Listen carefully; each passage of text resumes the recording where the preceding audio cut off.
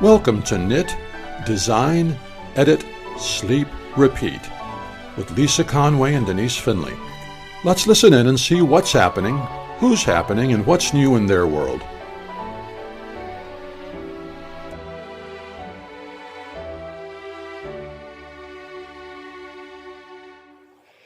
Today, I'm going to ask questions to help Denise explore her design process and to figure the steps she could take the next time that will assist her in writing her first pattern. Hey, Denise. Hey, Lisa. Is the sun shining where you're at? It's snowing. Okay, so no sun. Sorry. It's a lovely, soft, gentle, mid-range, not super huge wet flakes, not super tiny dry flakes. It's like in between. Well, it's 60 degrees here and sunshiny, so you probably hate me. Quite honestly, if I could just curl up next to a fire with a book would be like the perfect day. Exactly. Denise, I'm going to step you through what you did in the design process of the 2 wedding dresses you made Yes. so that we can examine what the process looks like, at least for you, 'cause, everyone goes through it differently, Correct. Mhm. right? Yes. But your design process, and then examine a little bit of how you could have taken those next steps so that you could have shared the pattern and built a business on selling the pattern so that other people could create the same thing you created. Right. Now, whether you really wanted to do that with your granddaughter's wedding dress may not have been the case, right? You might have wanted that to stay a one of a kind. But if you had wanted to turn that out into the world so that other people could create it too, Mhm. what were the next things that you could have done to do that? Right. Well, it'll be good information for all of our listeners, but also for me in case it ever happens again. That's right. Mhm. How do you take those next steps? What do you need to be doing during the process that helps you complete it by writing it down? Right. So, so today we are going to look at what you did. So the very first thing that always happens in creating a pattern, and I don't care who you are, is inspiration. So what information did your granddaughter or your friend provide you that created the basis of the design of for their wedding dress? Well, surprisingly enough, each one of them gave me a sketch. My granddaughter's was, how can I say this? It was much easier to follow. She did it in red ink. It was easier to see. And she is somewhat of an artist herself. So that made it easy to work with. The second, Danielle, I'll say her name, her sketch was very light and hard to see. And because she showed me about halfway through the dress some ideas that she had for the train, we had to do a few adjustments. And those ideas came from photos that she sent me of another dress that someone else had created and that's available commercially. So, it, for the most part, both of them came from sketches. Okay. And their inspirations created those sketches. So, when they gave you the sketch, what questions did you ask that helped to clarify what they really wanted? Or was the sketch enough for you? Okay. The sketch for Carlin, my granddaughter, was very clear. But there are always those questions.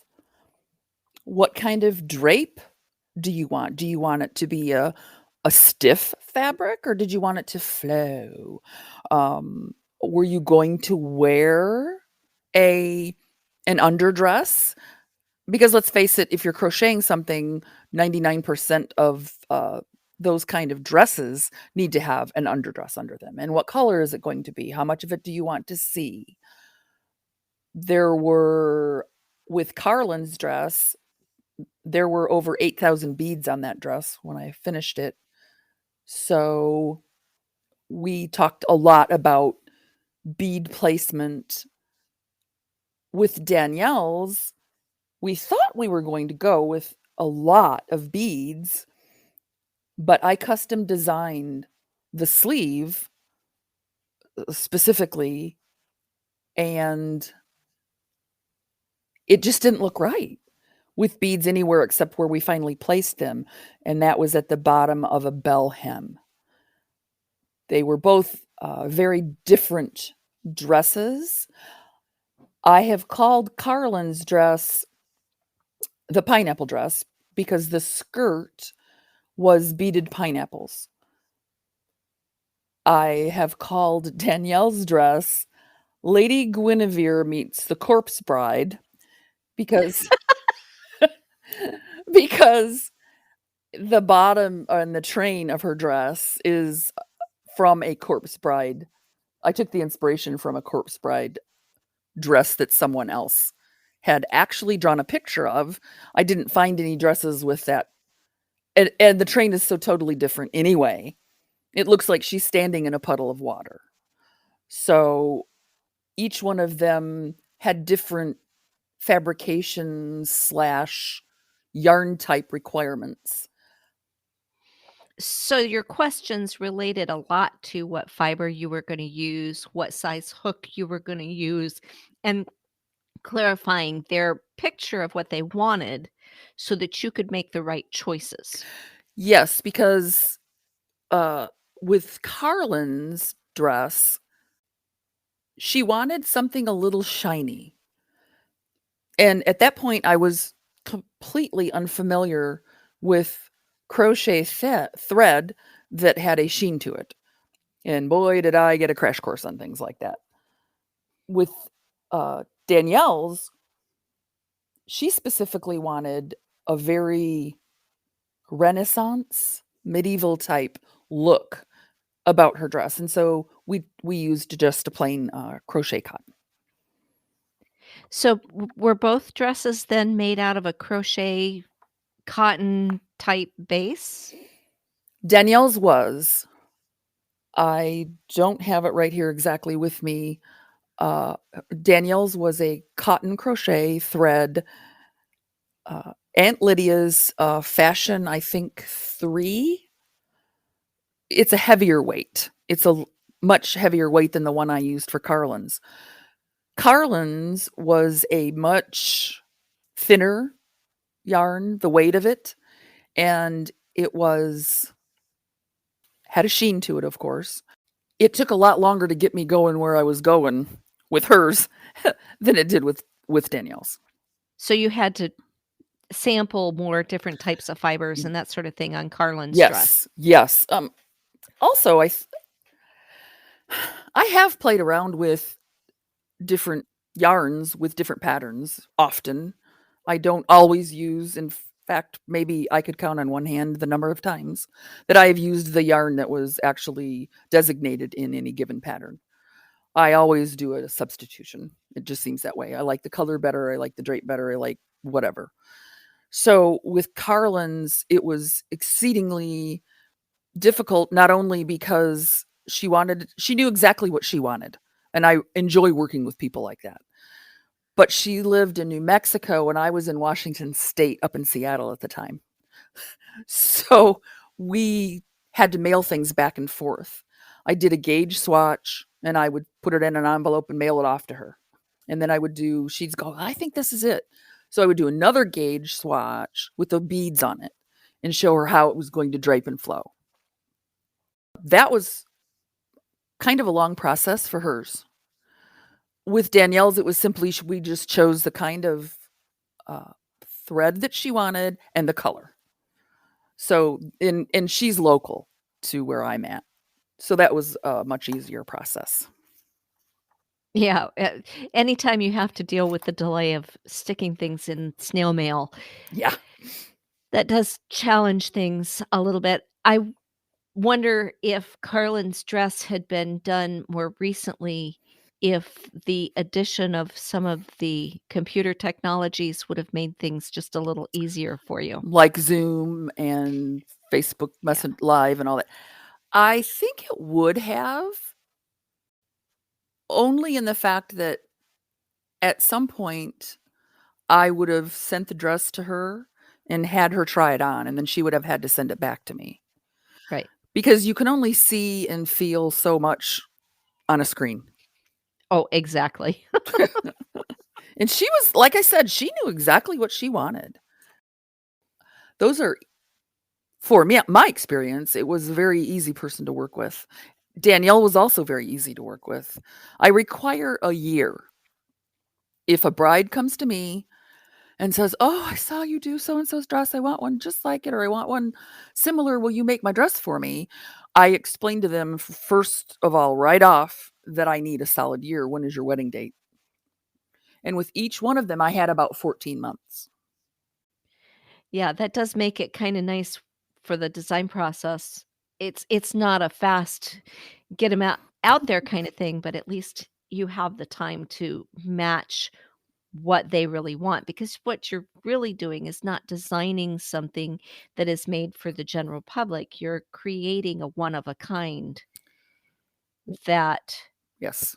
isn't really meant to be duplicated, although we are gonna be talking about how you could have gotten to the point where it could be. I call them bespoke wedding gowns, which means one of a kind designer gowns. Oh, yeah. So my next question actually related a bit to what you've already covered, which is how you chose materials. You chose based on each person's wants in terms of Carlin asked for shiny, Mhm. and Danielle really didn't require that so much as something that was a little more rustic. Correct. Yes. So, did you ever consider alternatives to cotton? We played around with the idea briefly, but her mind was already set, and that is what she wanted. And I have this little thing. I've been in a lot of weddings and I've helped with weddings. My thing is, well, you know what? It's her day, whatever the bride wants. Right, right. I just wondered because, having seen pictures of Danielle's dress, I wonder how heavy it ended up being. It is very heavy. It is not the however many pounds Jennifer Lopez's was on Marry Me. I just saw that this morning in the news. 20 pounds or 10 pounds or something. It's not as heavy, but it did get heavy, especially with the train. The only benefit is that huge train is on the floor. So Right. that takes up the weight of it. Were you ever concerned that that train would pull on the rest of the dress, though, and more or less deform it on the day? We talked about that, and I told her that that was a distinct possibility because it was getting exceedingly heavy. And she said it didn't matter to her. She is going to wear 2.5-inch heels on these cute little English boots that are just lattice cut out. They're amazing. A blue, one of the blues that's in the puddle. And she decided that her walk down the aisle isn't going to be very long. It wasn't like a huge church, or she's getting married outside. And there will be a runner, and I don't know if it's cloth or plastic at this point in time, but she knew that it her look, the puddle that she's standing in, won't be in place until she's standing at the altar. She knew that she'd be dragging it down the aisle, actually. But it, Right. it was quite heavy. And I told her, I said, well, it might pull a little bit on the front, like right around your arms and something when you're walking. But she's practiced in it, and she said it does not do that. Okay, good, good. So, how did you decide on which stitches to use? I know in Carlin's dress, for example, the pineapple became a really important part of the dress. I also know it took you a couple of trial and errors before you found the right thing.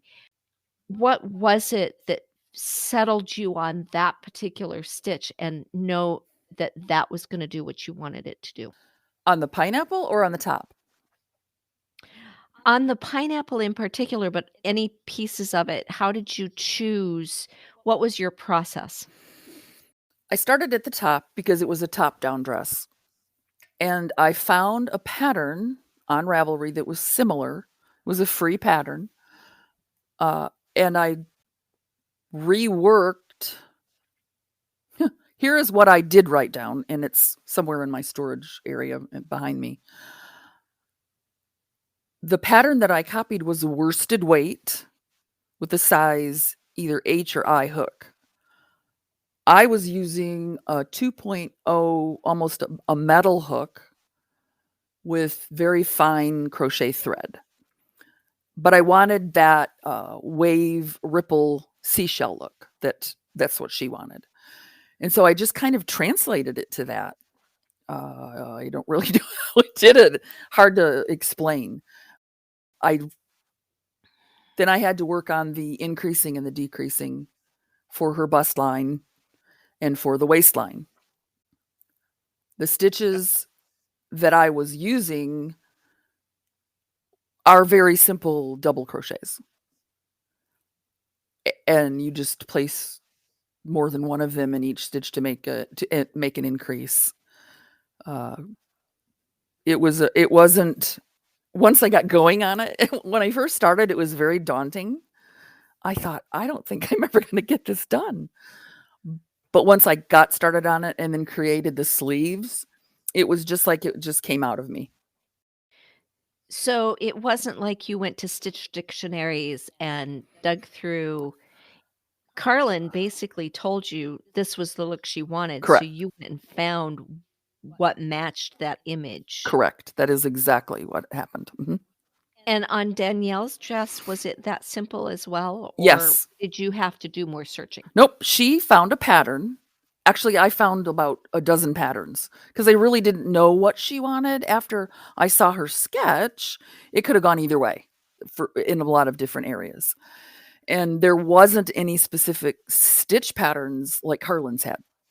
So I said to her, I said, well, do you want something like this? Or would you prefer more of a mesh? Or would you prefer a shell pattern up on at the bodice?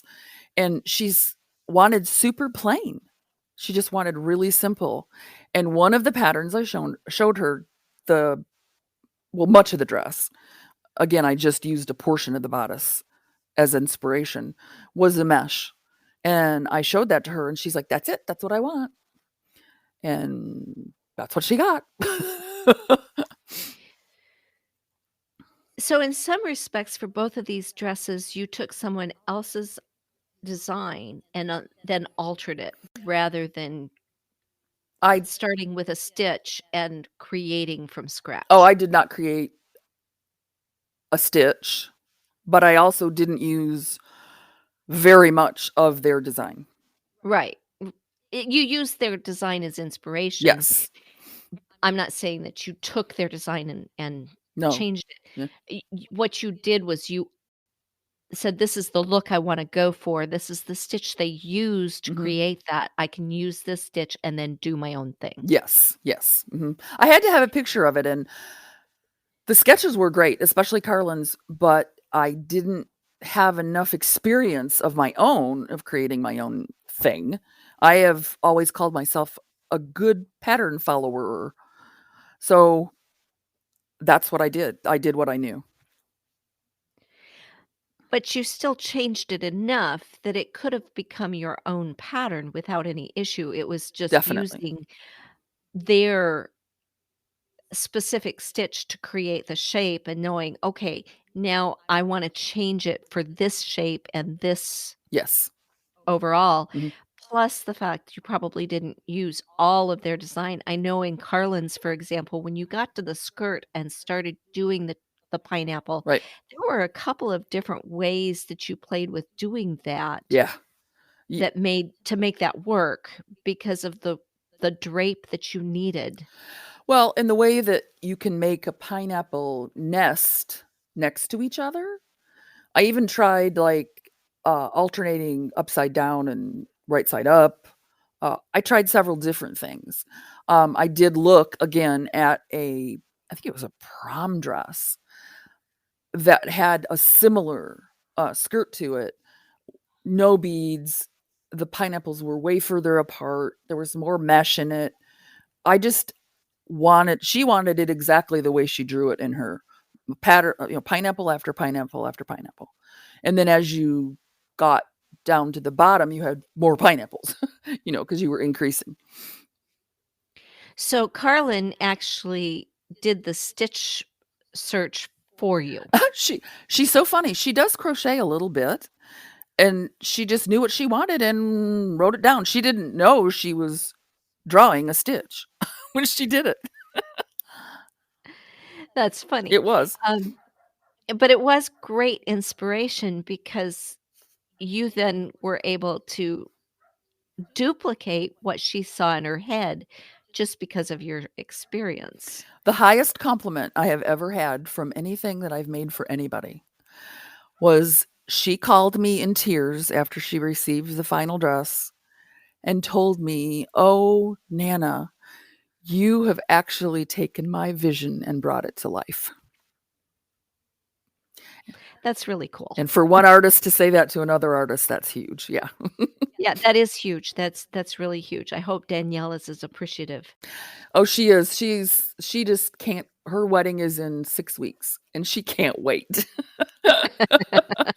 What she can't wait for is for her fiance to see her in it. I'm sure. With all that hard work, I know just a little bit of that. We all kind of have that feeling when we go to get married, that Yeah. especially if we've had the time to put into creating such a unique piece, to be able to share it with the world, and especially with the man of our choice The or the person of our choice. Right. The big surprise is he has no idea that she changed the bottom of it. He just thinks it's like a regular wedding dress with a regular train. And they're both sort of into that kind of supernatural, Tim Burton, that kind of movie stuff. And so when she comes down there and then stands in that train that looks like a puddle, she said he's going to lose it. I'm like, "You I what?" love it. Yeah. Were there moments when you did things for these dresses that you said, "I just know this is gonna work," or was it a constant, "Yeah, this didn't quite work the same way I thought it would, and I've gotta rework this." How did that process go? Once I began,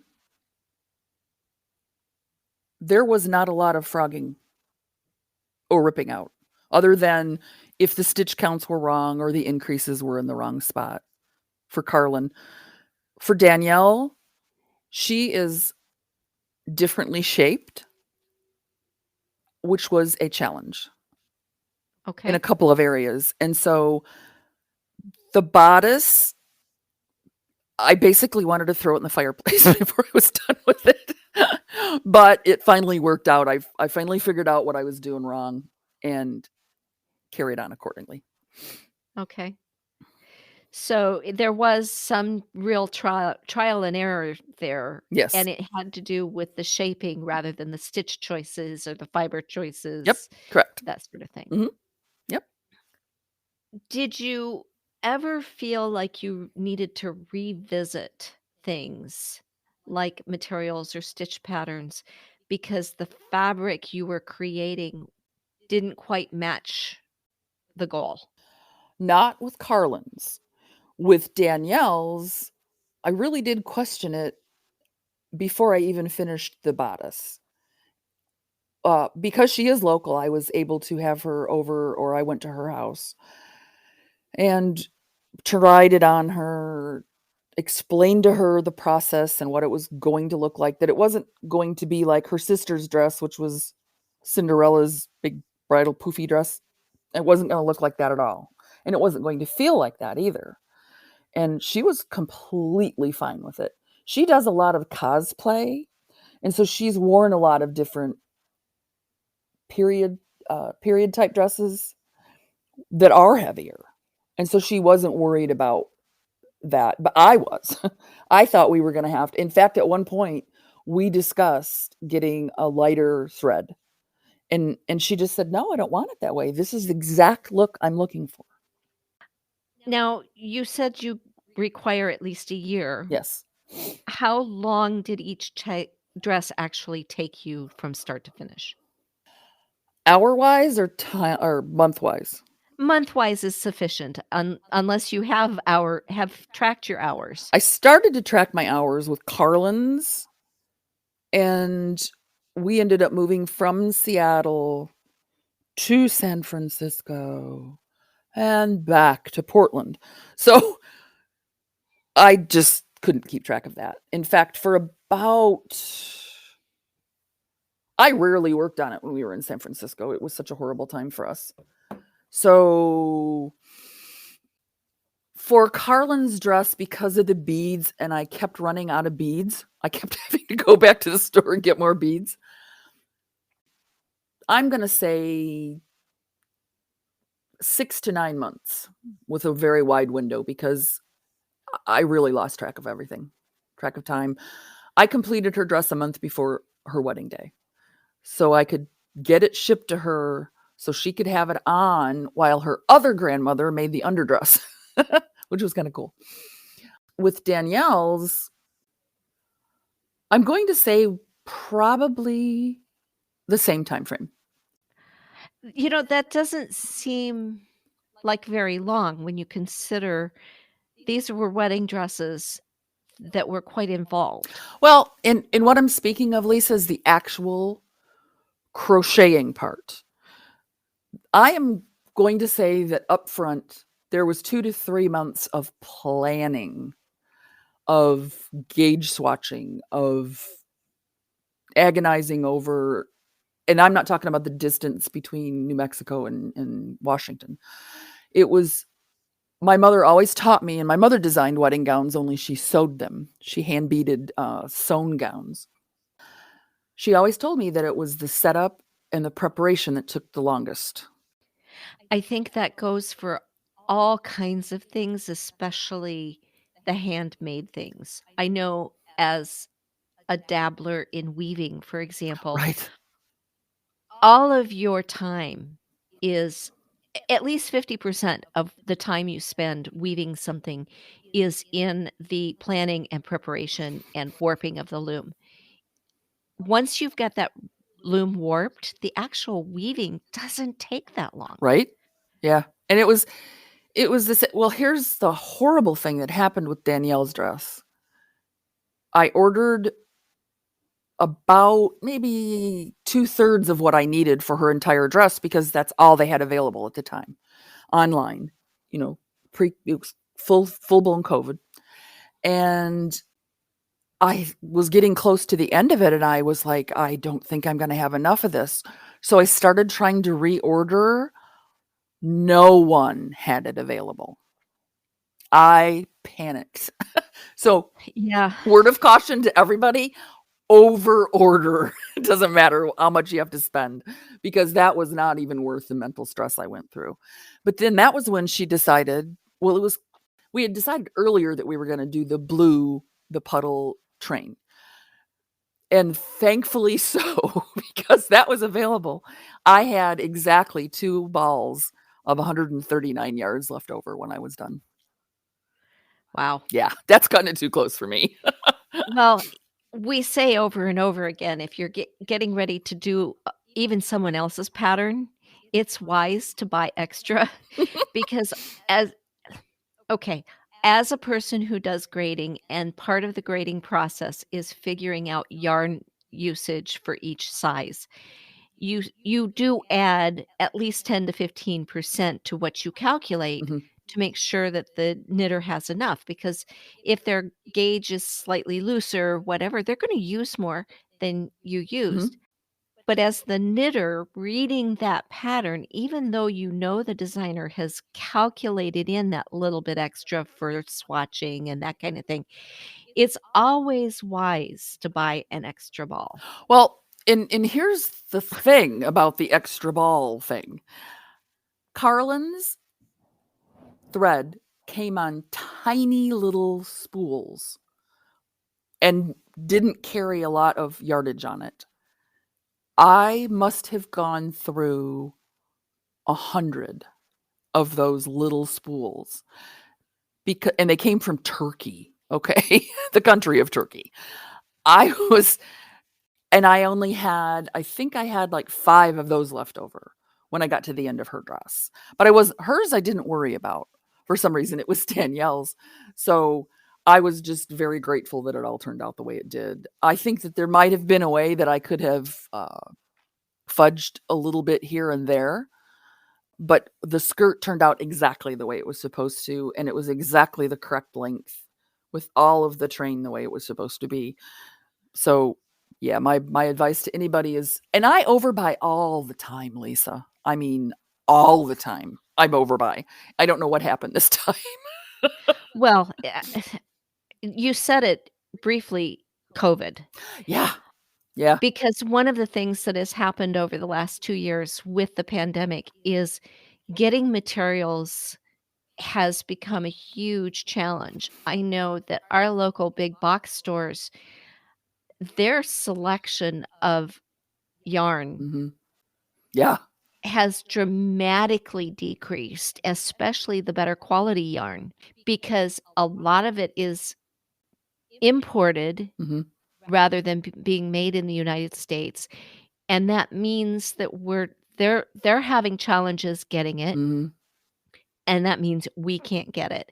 So, to design a wedding dress with specific needs for something that probably wasn't manufactured in the United States, or even if it was, the factory likely got closed Mhm. for Right. at least some period of time, I thought of that, yeah. which means the stores couldn't get it, whether that be online or local. They couldn't get it, therefore you couldn't get it. It's Mhm. been a much more difficult process over the last couple of years. The fact that you managed to do it Mm. is amazing, and believe me, people, when you see the pictures of these dresses, you're just going to just your jaw's gonna hit the floor because they're amazing. Oh, thank you, Lisa. Let me just, for about supplies. She has 4 bridesmaids and I'm the matron of honor, and she wanted every one of us to have a shawl. And we decided on the Lost Souls shawl, and I beaded them. Doesn't ever call for beads. Not very many people have put beads on this shawl. I've made this shawl hundreds of times. And that was the challenge, was the beads. It was difficult to find enough of the same color and the same size for 4 shawls. Yeah, beads Yeah, especially because beads are almost all imported, I was surprised. Yeah. Mm. especially better quality beads. If you do any beading at all, and I have in fact done some loom beading and that sort of thing, y Yeah. your quality beads either come from Yep. Czechoslovakia or from Japan. Yep. And I needed to get them locally because I needed to get them done before lost my mind, basically. And I didn't have time to wait for 2 months for something to get shipped, you know? Yeah, So it was quite the adventure, bead shopping. yeah. I hear you. I totally hear you. So, if you had been decided that you wanted to turn either of these dresses or both of these dresses into a pattern, what steps would you have needed to take during the process of creating them and then immediately following to have helped you get it written down so that you could sell it as a pattern? Lisa, I thought a lot about this. I think I would try to use every bit of technology that I have at my disposal. I think I would record a lot of things. I think I would video a lot of things. I think that I would write it down, of course, but I don't think I would rely only on that because my process probably is very similar to a lot of other people's, but it was new to me. And I would never even know how to go about writing down some of the things that I did. And so I could take that video to someone like you, a tech editor, or a friend that's way more advanced in crochet than I am, and say, how do you even say this? How do you put this on paper? So I think I would take advantage of a lot of my technology that I have in the house, and my two guys that live here with me, that, my son and my husband, that know a lot of stuff. And I would use a lot. I have a little camera, that I can hang on. Well, my son has it, that you can hang on something and you do the work underneath it, like for filming for YouTube. And I would try to incorporate that, or at least partially, not like the whole thing, but in different steps that I'm doing. I think Well, that might those have could helped.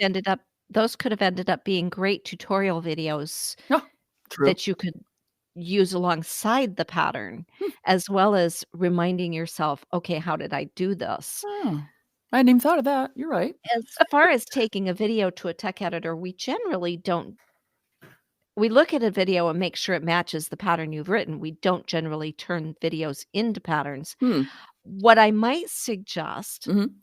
is I found a book a little while back called The Complete Crochet Course. I'm sorry, I had to look over on my desk to make sure I got the title right. Mhm. There is a section in that book about how to read a pattern, and I think that if you were to take that information, you could turn it to, "Okay, so then what do I need to do to write a pattern?" Oh, okay. I've not A heard of that text book. editor helps you refine it once it's written down. Right. And we're really good at saying, "Well, you kinda created your own abbreviation for this, but that abbreviation already exists in this form. Maybe we should use this instead." Mhm. Those are the kinds of things that a editor would do for you. Hmm. But really, learning how patterns are written, and how to read them can really and Yeah. truly assist you in figuring out how to write them. Learning to write my first pattern really came from knowing the intimate details of how to tear a pattern apart Mhm. to improve it as Y a tech editor. I'm gonna throw something in right here, because you just reminded me of the reason why their dresses fits as well as they did. I did everything to measurement, and that comes from my experience as a seamstress. I fitted every oomph of that dress to them specifically. Now, you were talking about grading patterns and all that. That's what reminded me of it. Yes, and that is one of the challenges in writing a pattern, because in trying to make it multiple sized, Mhm, you can't necessarily custom fit it. But what you could do is, once you have your multiple sizes graded, mhm. you could then insert tips as Yes. to how to modify, so that if your body isn't exactly the Mhm. size, here's what I did to fix it for this specific body. That's interesting. And you can include those kinds of tips on how to modify your pattern to fit better. For example, in knitting, we regularly have these very straight sweaters.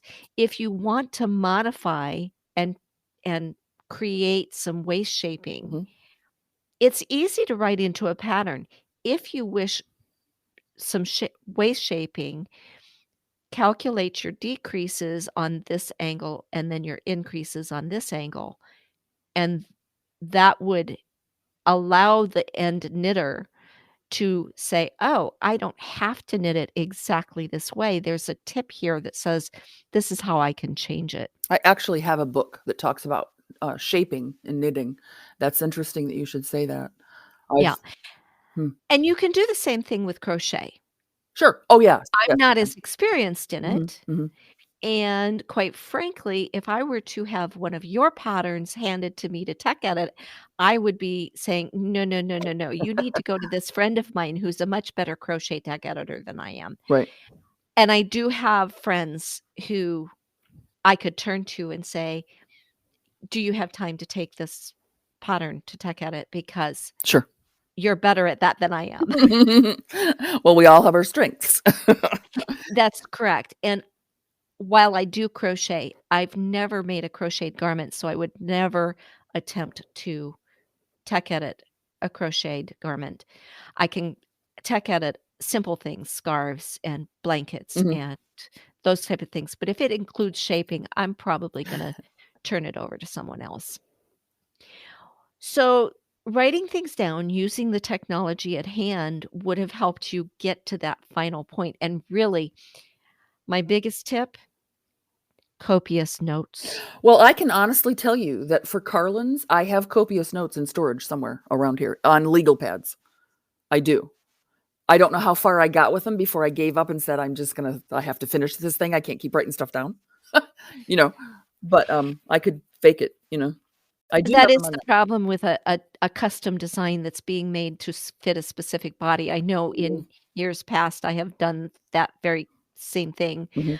I in my younger years, and I'm saying much younger years, I did work for a while doing one-of-a-kind sweaters. Mhm. Well, I think that did you get all the questions that you I had did, answered? Okay. big thing is, Denise, did you feel like if you were to tackle this again, what would you do to change the process so maybe at the end of it, you had a pattern? Well, like I said, I would use technology, I would write it down more, I would use a recording so I could speak into, like, my laptop or my phone. I would just make it a more streamlined, easier process. But Right. eventually, I would get it all on a pattern and written down. I would Yeah. like that, yeah. Well, and maybe the next time you start a project like this, you can think a a little bit of part of that planning will be, "What will I do to Mhm. make sure at the end of this process, I've got that extra piece of information that I need?" Yeah, exactly. Which neither one of these were designed for that purpose, but it was a great exploration of the steps it takes to get from point A to point B. It was a push the envelope kinda thing, that's for sure. Yes. All right. Well, I'm going to let you go. It is getting time for a little bit of food on my end. And you have a great day. And I hope our listeners gained something from today's exploration. Well, thanks, Lisa, I enjoyed it. Have a good night.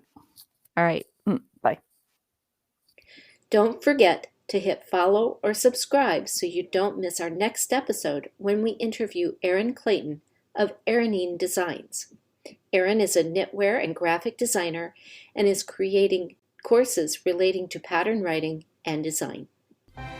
So, just to wrap up, remember you can reach us through our Facebook or our Ravelry group, at our email at knitdesignedit@gmail.com. And if you would like to learn more about tech editing or grading or other services that I provide, please visit my website at arcticedits.com.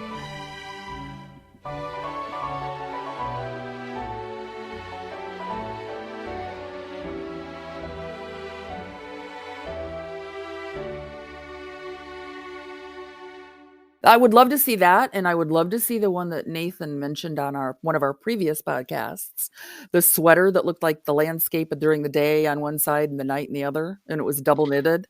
Oh, You know, I wanna see that pattern.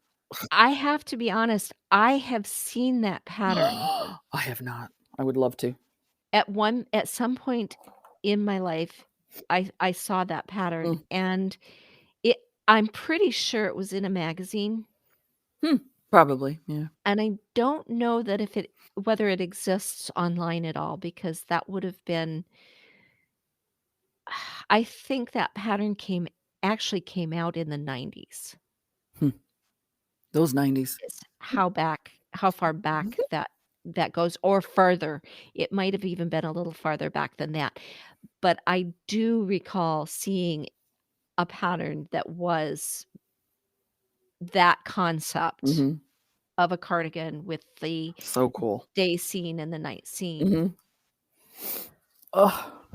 It'd be interesting to try a search. Anyway, Denise, we are running on at the mouth at this point and not really sharing any great information for our listeners. Well, they can listen in on our phone conversation. I'll tell you what, people, if you heard our regular just, hey, we want to chat for a few minutes and ended up talking for an hour and a half, that's the way we run.